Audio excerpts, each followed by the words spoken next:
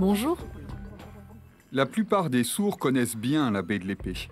Il a été le père fondateur de l'enseignement collectif pour les sourds en 1760. Et en 1982, peu après le réveil sourd, Michel Rouvière fut le premier sourd à se lancer sans aucune formation dans la réalisation d'un film muet de 45 minutes. Il nous raconte l'histoire exemplaire de l'abbé de l'Épée. Dans ce film, des comédiens sourds jouaient les rôles des entendants et remuaient les lèvres pour faire semblant de parler. Plus de 20 ans après le tournage, Michel Rouvière et les 3 principaux acteurs de ce film nous racontent cette aventure.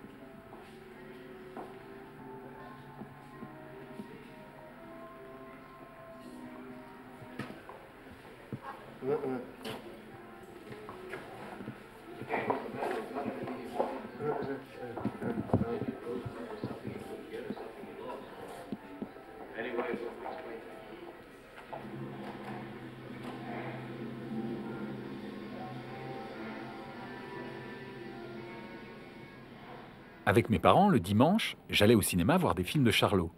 Je l'ai découvert et il me faisait marrer. Je riais trop fort et tout le monde me regardait dans la salle et mon père me disait de me taire. Moi, j'étais aux anges. J'en redemandais. Je voulais voir ces autres films et ça tout au long de mon enfance. Par la suite, quand je suis arrivé à Paris, je suis allé au cinéma avec des copains sourds. Il faut savoir que les entendants avaient la télé et pas nous. Alors on allait au cinéma. J'y allais 2 à 3 fois par semaine. Je m'en suis nourri et puis j'ai fini par échafauder mes projets de films. Et voilà.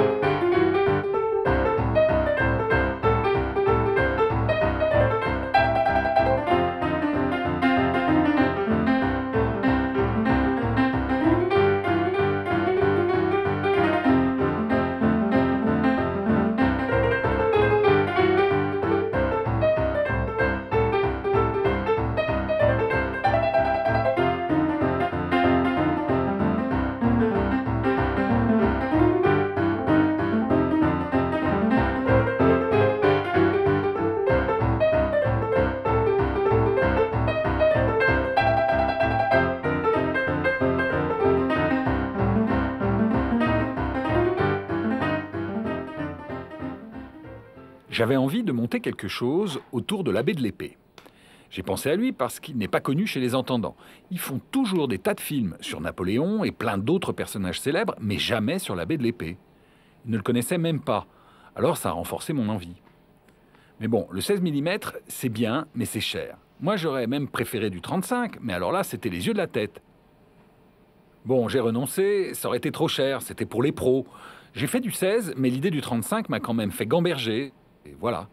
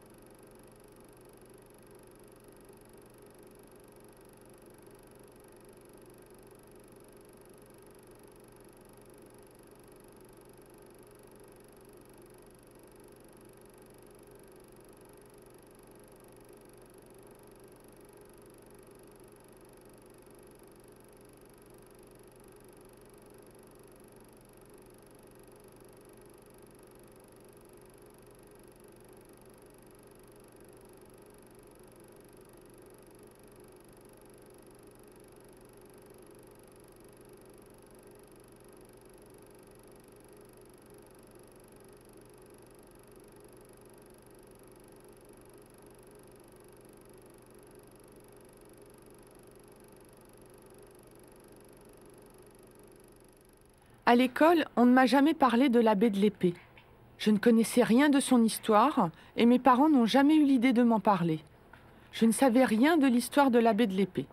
J'étais dans une école privée, chez les Sœurs de la Sagesse, pas dans le public, et donc je ne connaissais pas son histoire. Oui, l'abbé de l'Épée est une personnalité importante. C'est indéniable. Il a été à l'origine de la gratuité des écoles pour sourds dans le monde. Les riches utilisaient la langue des signes, mais ils se cachaient pour signer. Jamais rien en public. C'est l'abbé de l'Épée qui a révélé la langue des signes, qui l'a exposée au grand jour.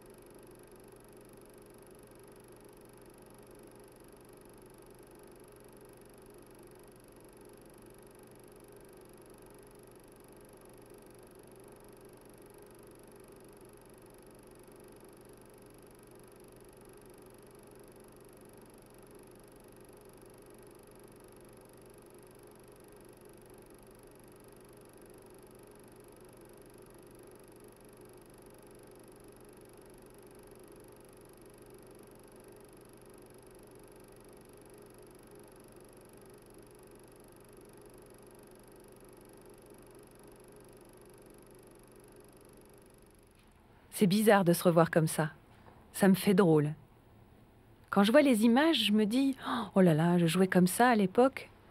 J'aurais envie de corriger mon jeu, de gommer mes erreurs. » Sur le coup, je ne me rendais pas compte.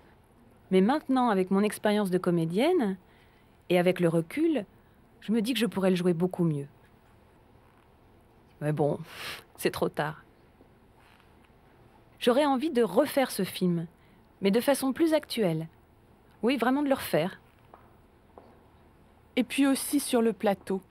C'est seulement sur le plateau, au moment où on s'apprêtait à tourner, qu'on nous donnait les directions d'acteurs. Pour la scène de la couture où l'abbé découvre les jumelles, par exemple, on ne nous avait rien dit. On n'avait aucune expérience. On aurait dû avoir un script, connaître l'histoire pour nous préparer. On nous a rien donné. Et au moment de tourner, on n'était pas prête. C'est ce qu'on appelle de l'improvisation. Et ça, c'est difficile. C'était « faites comme ci, comme cela ». On bougeait pas. On était comme des cruches, coincés. Vous voyez le genre ?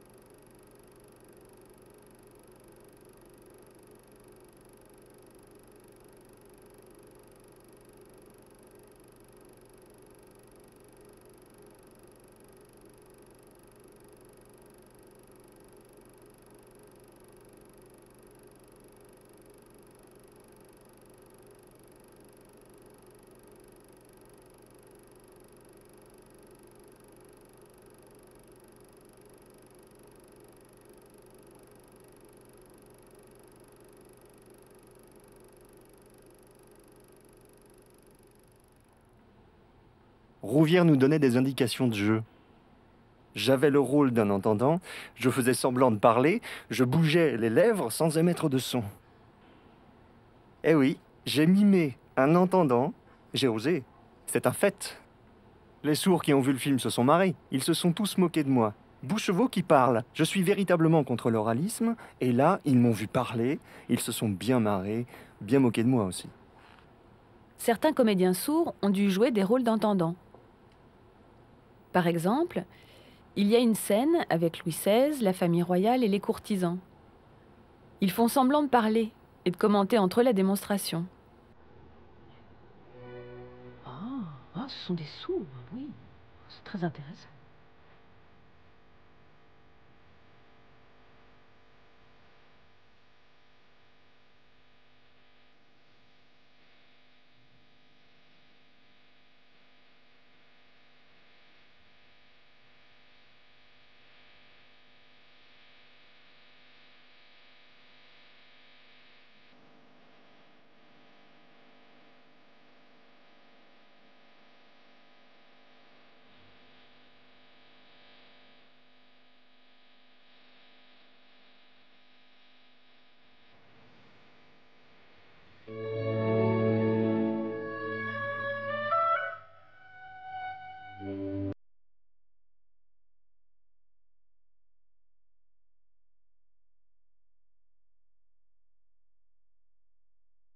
Au moment de jouer, les sourds disaient souvent « Oh, je sais ce que je dois faire, je sais », mais ils se trompaient souvent. Ils croyaient savoir, mais ils se trompaient souvent.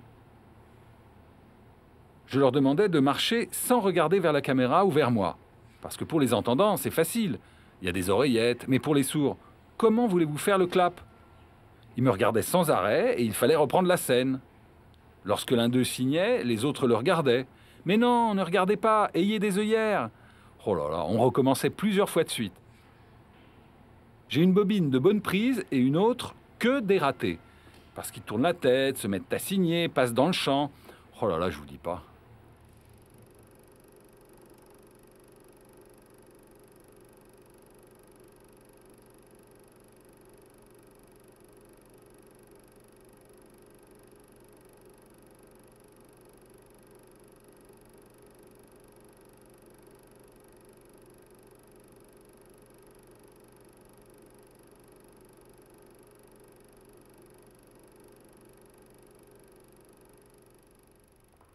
Ça a duré 2 ans, oui je crois.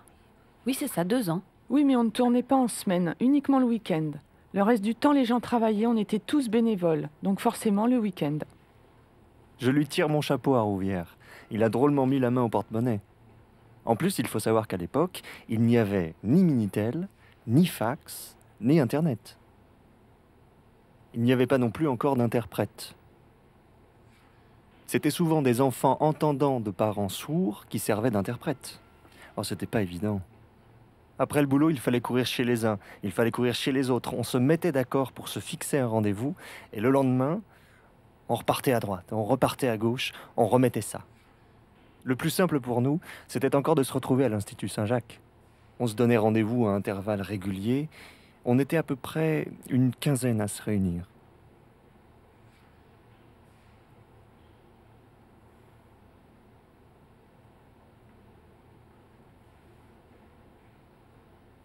Certains sourds étaient au chômage, et parmi eux, il y en avait qui ont donné de leur poche.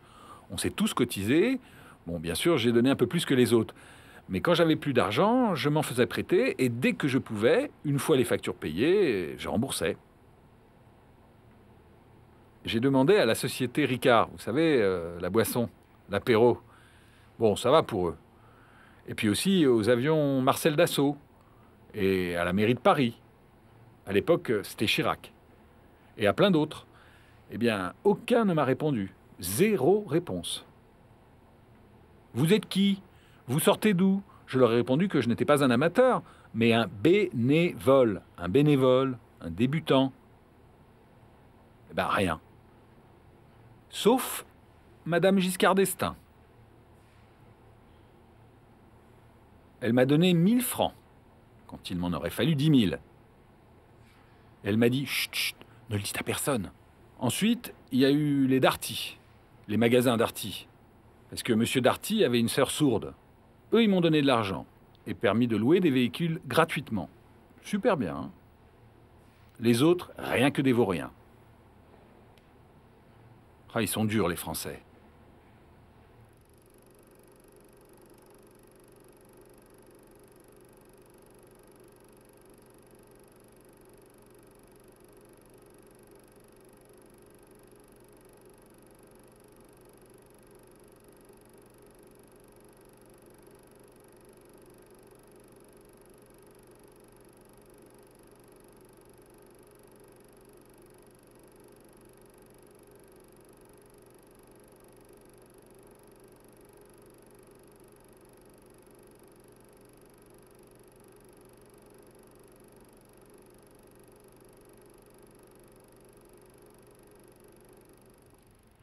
Tu te rappelles de Guy Bouchauveau dans la scène de la mort de l'abbé de l'Épée?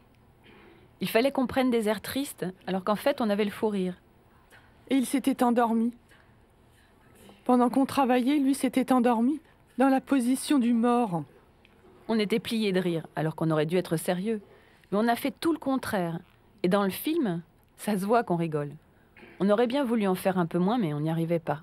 Guy Bouchauveau nous faisait trop rire. C'était difficile, tu te souviens?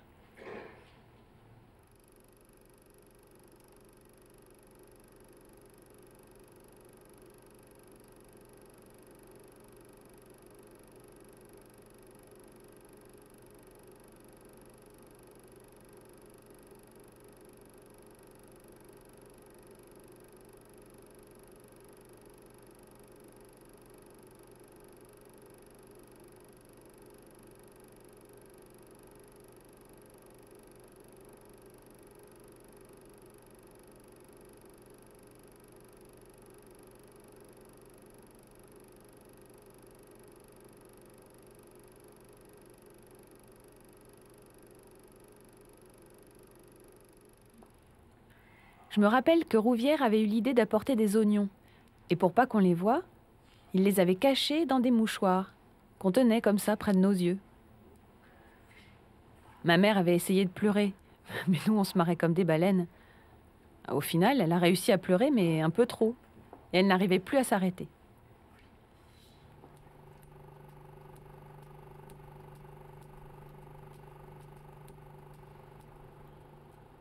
Il y avait plusieurs caméramans.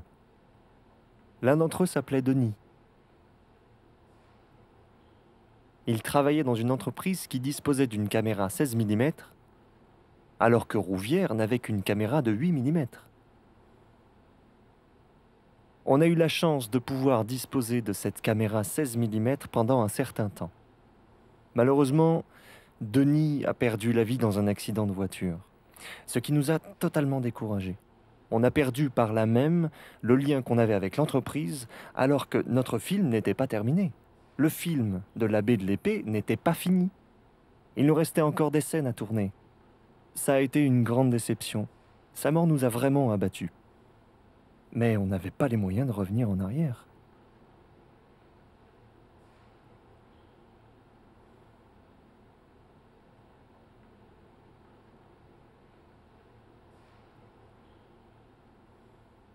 Ça a été un choc, et on l'oubliera jamais. Un choc terrible. On avait pratiquement fini de tourner nos scènes. On venait de filmer le décès de l'abbé de l'Épée quand est survenue la mort du caméraman. Il manquait encore quelques scènes, mais à la suite de ce décès, on a décidé d'en rester là. Ça ne mettait pas tout le film en péril, mais ça reste un souvenir triste. Malgré tout, on a quand même réussi à terminer le film. Rouvière s'est donné beaucoup de mal. Mais il a tout de même eu des difficultés pour achever le film. Il a fallu qu'il trouve de l'aide. Ça n'a pas été de soi. Mais il a fini par obtenir des financements et des aides matérielles. Le film a été terminé, disons, 9-10 ans plus tard, pour enfin être projeté. En 1989, quelque temps avant le bicentenaire de la Révolution française, je suis allé aux États-Unis avec Guy Bouchauveau et une interprète. Une formidable interprète, une vraie militante, Paul Pelcuer. Donc, on y est allé, le film a été apprécié par les Américains et la manifestation a duré toute une semaine.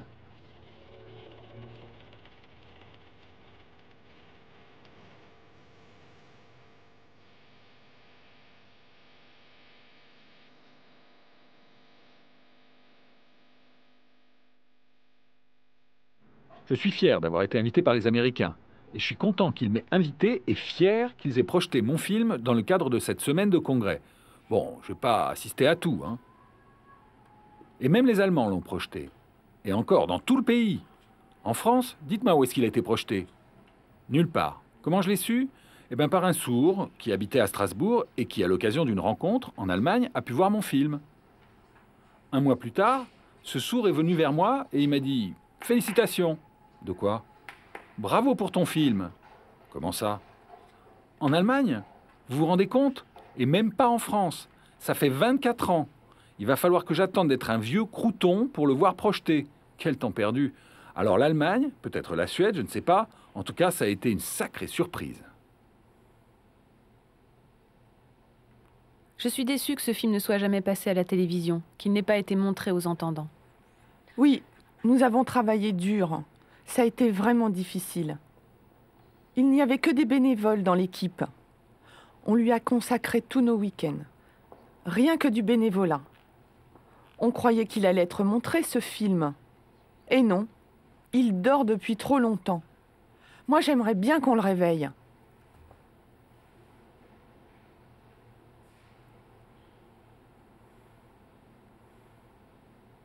J'admire l'abbé de l'Épée. Il appartient à l'histoire des sourds. Et en tant que sourd, je suis fier d'avoir porté sa robe. D'une certaine manière, l'abbé de l'Épée n'est plus un entendant. C'est un sourd maintenant. Je lui ai volé son costume et j'en suis profondément fier. Des gens m'ont admiré dans ce personnage et j'en suis vraiment fier. Ça a éveillé en moi une âme de militant. Je me suis découvert une volonté de militer pour la cause des sourds dans le monde. Voilà ce que ce rôle a réveillé. Peut-être même que ce costume m'a porté bonheur. Qui sait?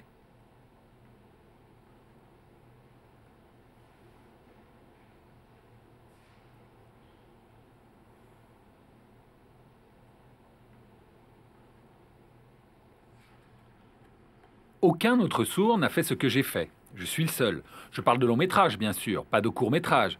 J'espère que d'autres sourds prendront la suite. Je sais que certains sourds ont joué dans des films réalisés par des entendants, ça oui. Mais ça reste des dialogues entre des sourds et des entendants. Je suis le seul, et j'attends encore. Je suis le seul à avoir fait l'abbé de l'Épée. D'ailleurs, c'est l'abbé de l'Épée qui m'a appelé et qui m'a dit « Allez, vas-y, fais-le ce film. » Eh ouais. L'abbé de l'Épée, il n'est pas allé voir un entendant. Il s'est adressé à un sourd, à cause de la langue des signes. Donc il me l'a demandé et je l'ai fait. Non, je plaisante.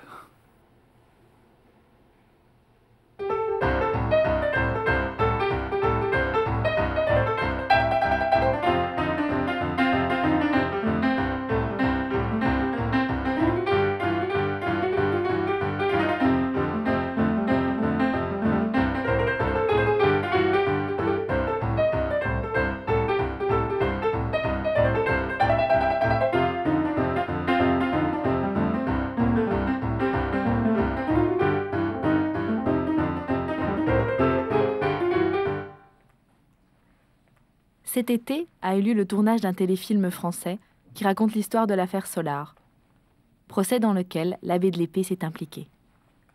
Des comédiens sourds ont participé au tournage de ce film. Retrouvez la date de diffusion sur notre site de l'Œil et la Main et venez échanger sur notre forum.